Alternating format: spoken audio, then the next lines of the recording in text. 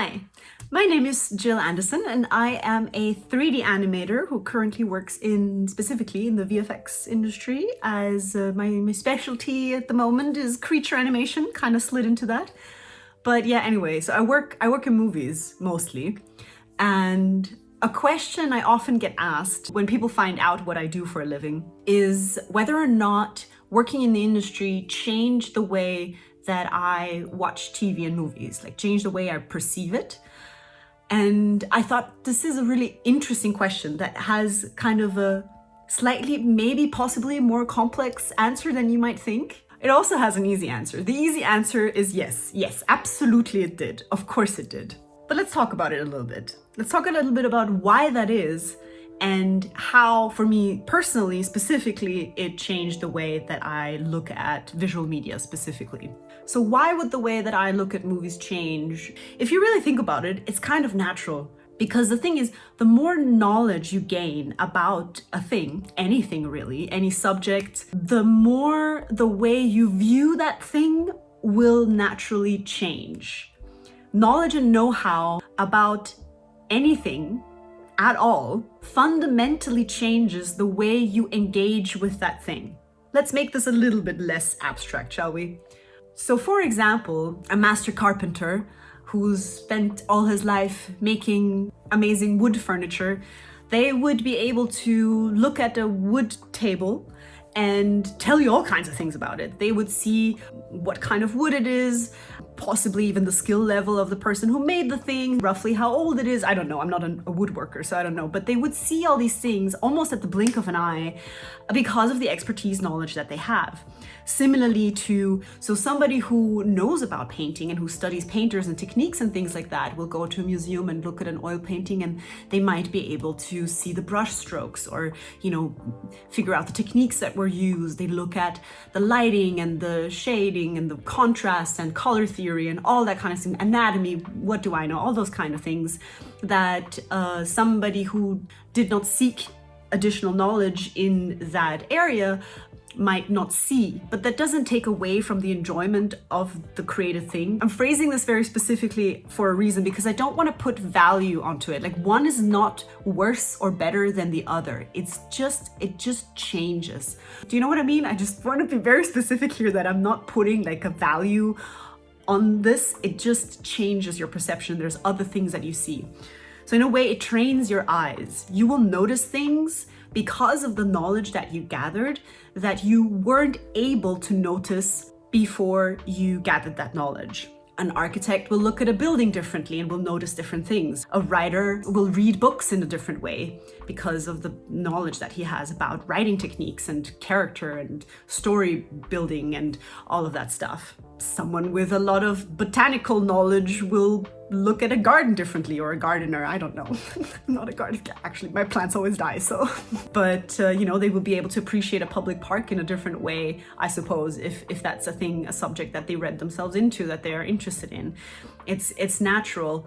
The more knowledge you have about something, the more it changes the way you look at it. Again, it's not bad or good necessarily, it just changes, if that makes sense. So it's expertise knowledge that will give you a different perception of things and will give you the ability also to analyze it and explain it for other people, which is an interesting part of this, I think. And kind of part of the enjoyment as well, because who doesn't like to nerd out about the things that they like and explain it to other people and why it is good? And the thing about this as well, the interesting bit, I think, is that once you have acquired that knowledge, you cannot unknow it. You know what I mean? So once you have trained your eyes to notice things through the acquiring of knowledge, you cannot unnotice once you've noticed the thing. It's that phenomenon, like on the internet, I'm sure you've all had this before, where you see a meme or something, or a photo or a video, whatever it is, and somebody underneath comments something silly that makes you look at the video in a different way or at the photo in a different way, and somebody else inevitably underneath will comment, oh, now I can't unsee it.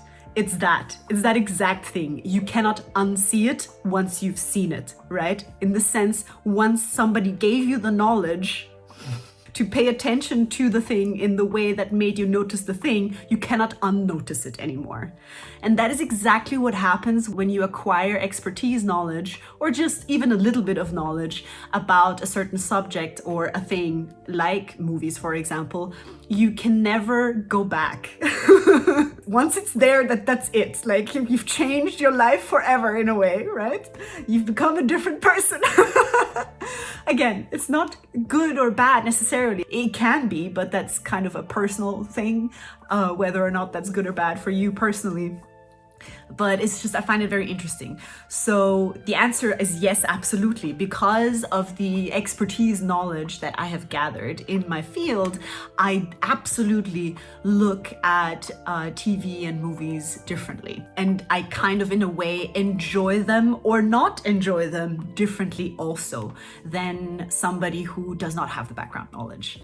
So let's go a little bit into that specifically, if you're curious about how, for me personally, my experience of TV and movies has changed. What are the things that are different? Okay, so on the one hand, it can enhance the experience in a sense. So on top of just, I don't want to say just because it feels like it's putting a value on it, right? But on top of experiencing a great movie for the great story and just the visuals and just kind of letting it wash over me and just enjoying it, which is what movies are made for, right? That's what we as artists who work on these things got into the industry for, right? For all of you, for ourselves, but also for all of you guys. So for the people to enjoy this amazing media and like maybe it does something to them. We all went into the industry because of, most of us, because of one movie that changed our lives.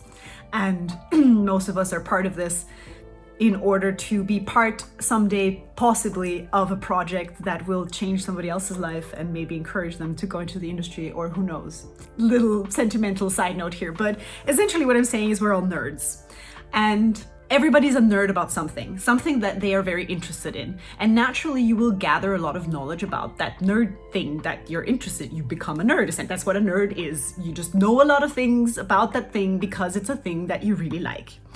And so we all know that nobody gets as hyped and as excited about a thing than a nerd. So in that sense, it enhances the experience. But more specifically, I'm not just sitting in the cinema and letting it wash over me. Because I have a trained eye, I get to experience almost another level. I have another level of things that bring me enjoyment on top of it's just a well-made, great movie and a beautiful piece of art. Essentially, it's just nerding out, right? It's like things where I see, you know, I will watch a scene and there's a really smart edit that was made, or the composition is great, or the lighting is really amazing, or all of these things together combined. That's usually what makes a great movie, right? And I just lose my mind over it because I have the background knowledge, because sometimes like I might see an amazing shot that has some crazy animation in it, and for most of the audience, it will just be a great shot, but I will sit there just losing my freaking mind because I know from an animator's perspective how hard that was to do, for example, or how much creativity and problem solving and technical things went into making this one shot possible, and all the shots in the movie that just kind of it just pushes it a little bit more, because I'm sitting there like, oh my god, guys, you have no idea how hard it was to do this. So it just, I feel like it's kind of like the respect I have for the hard work and the artistry that goes into making movies, even if the story is mediocre, which happens. It gets me even more hyped about the piece, and I feel like, you know, pushes my enjoyment of things up to 11 very often, which is kind of cool. And then of course it's awesome because my friends know me really well, obviously, and they're very good about me being a nerd. So I get to then after the cinema, you know, babble about like, oh my god, and this shot, and they did this way, and do you know how like this is so hard to do, and this editing was so smart because then they did this stuff, and this, or some things where if I see something and I have no clue how they did that, that is so exciting because then of course I want to know. that's exciting filmmaking for me, because if I don't know how they did it, it's truly invisible VFX in a sense. It's truly invisible filmmaking magic, which becomes rarer and rarer the more knowledge you have. So that's super exciting as well. Or I get to enjoy things like, I mean, I think we can all agree that Everything Everywhere All at Once was a freaking masterpiece, and I am really happy they got all the Oscar nominations. I want them to win all the Oscars, even though as a industry person, well, the way I think about the Oscars is probably a topic for a different video. But still, because it is so mainstream, I want them to win all the Oscars, because what an incredible piece of life-altering art. I literally walked out of the cinema with my mind blown, knowing I had just watched something life-changing without being able to put my actual finger on it. Like, I've watched this movie like 5 times by now. It is more amazing every time. Tangent, I'm sorry. But the cool thing is that I found out that compared to most movies that come out nowadays, it had very little actual CG VFX. Most of the crazy crap that happens in this movie is done practically, by which I mean stunt work and practical effects, costume and things, and editing. The edit, it's like this, when I found that out, because I thought it was an VFX heavy movie, but no, it really isn't. The VFX team was very small. This is a almost entirely practical movie. This movie was made in the edits, basically, and it blows my mind. It's things like that, you know, and there's countless examples of this kind of stuff. But yeah, basically what I'm saying is I get to nerd out a lot. So in a sense, I get to be extra hype about certain things that people are already hype about, or I get to be more hyped about things that people are kind of, you know, oh, cool movie, but not, you know, it's not a masterpiece or whatever. But if I watch something and it is extremely well made, or there's certain artistic elements that I really appreciate, it just hypes it up for me more than it maybe would if I was a casual watcher. Again, not a good or a bad thing, it just kind of changes your experience a bit. The flip side of this, of course, is that the opposite can happen also. So it can take a movie that is, for the casual watcher, just kind of an enjoyable meh movie, but like good. It's a good movie, you know, nothing to write home about or anything about like that, but it's a good movie. But when I watch a movie that doesn't like grab me, especially from a story point of view, and if I don't like get super immersed, although I'm usually an easy customer in that I can suspend my disbelief quite a bit, but my analytical brain, the side of my brain that I'm unable to turn off now, the one that has all the knowledge, the analytical brain like goes into, like, gets stronger the less I am grabbed by a movie. So when that happens, I then start noticing flaws, so to speak. Because I mean, every movie, there is no such thing as a perfect movie or a perfect piece of art. There will always be something that you can criticize, or that maybe in your personal taste should be changed, or that even from a technical point of view, you're like, you know. But if the movie itself, if the script is solid and the story is banger and the character or whatever, then usually those things are like, yeah, but nobody cares about that because it's a great movie. But if the movie is only kind of sort of mediocre, a good watch, but again, kind of forgettable or whatever, those things become less forgivable, right? Because you start noticing them more. So on the flip side of this, I'm getting more hyped than anybody else, it can also kind of bump a movie from just like, oh yeah, no, not bad, to just, oh yeah, no, don't go watch that. That was kind of crap. I'm not gonna watch that movie ever again. So that can happen too. It kind of keeps me from being able to jump some of the hype trains, if that makes sense. Because it's fun to get hyped up about a thing, right, with everyone around you, but it's the bar for the hype it's weird, because, you know, if you listen to everything that I just said so far, in a sense, the bar for the hype is lowered and high and raised at the same time, if that makes sense. But yeah, a lot of movies that maybe, you know, have great public acclaim or something, I might look at it and be like, meh. So in a sense, it can ruin a movie for me, or just sort of diminish the enjoyment a little bit. But even that is because I am a nerd about these things and because I love movie making, it's not a bad thing, because I feel like I learn not just from the great experiences and the good movies and the things that blow my mind where I'm like, how did they do this? But also from noticing mistakes, I want to say, or things that could be better or that I feel could be done better. Like, it makes me pay attention and it makes me think about, okay, how would I try and do it differently? And so it's like personal growth by watching a movie that was not that well made, I guess. So even that isn't a bad thing, you know what I mean?